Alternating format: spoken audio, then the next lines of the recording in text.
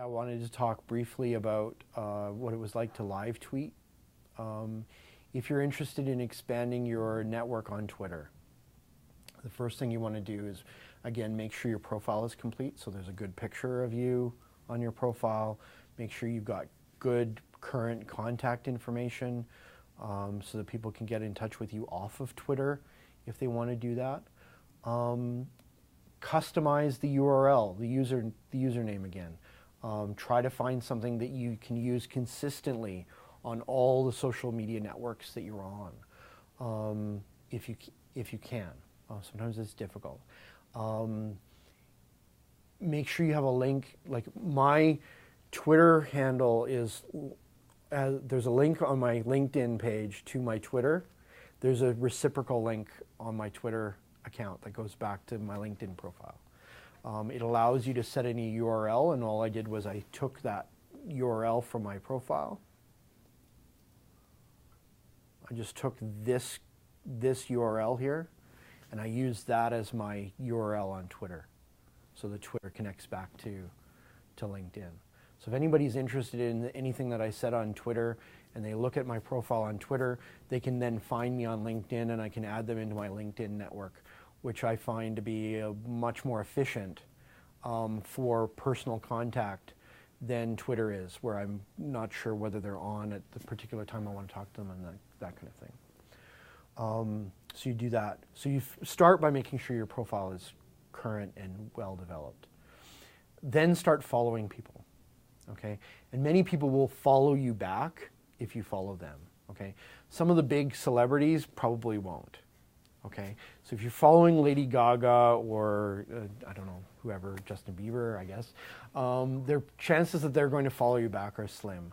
But many of the people in your own industry will, as a matter of courtesy, follow you back.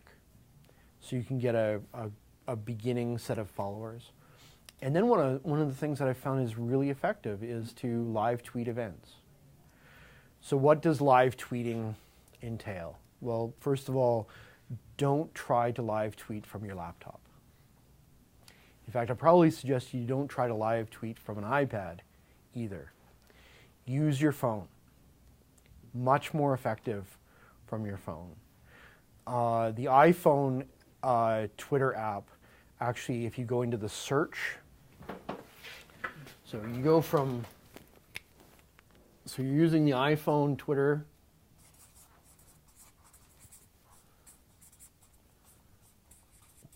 app, and you're going to go into the search, and you're going to search for the hashtag of the event.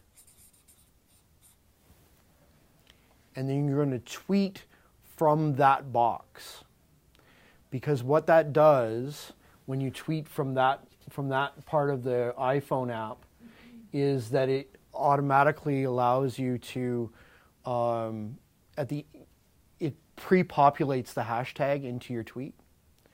So it saves you a lot of typing. And when you're live tweeting, it's really a kind of a race against the presenter. You know, and what does live tweet, like we should probably talk about what do I mean by live tweeting? I mean, you're obviously not like word for word providing a transcription of the presentation. That would be nuts, right?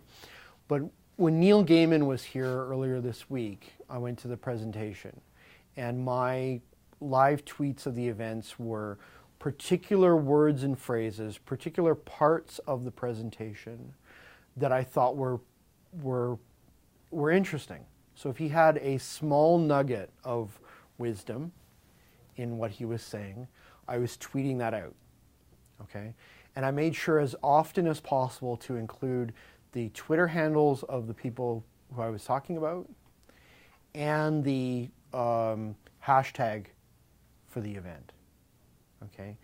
On Twitter, you never really want to use more than 2 hashtags. Do not use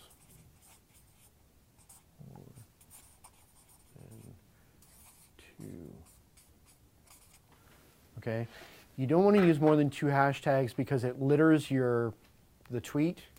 It looks like you're doing a whole lot of self-promotion, like you're not really contributing to an individual conversation, you're trying to simultaneously contribute to, 6 or 7 if you're using that many hashtags.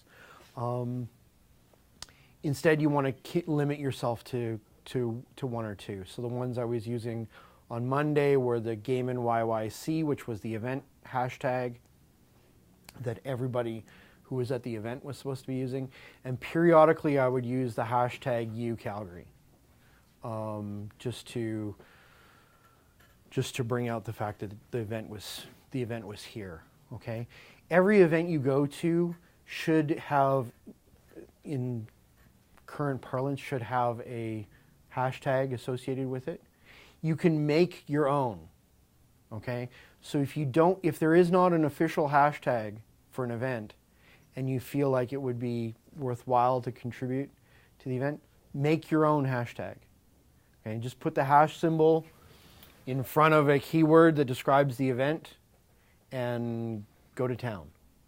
Okay, probably a good idea to tell a few other people who are also interested in using Twitter, because one of the things that happened at the Gaiman event on Monday was that the hashtag trended.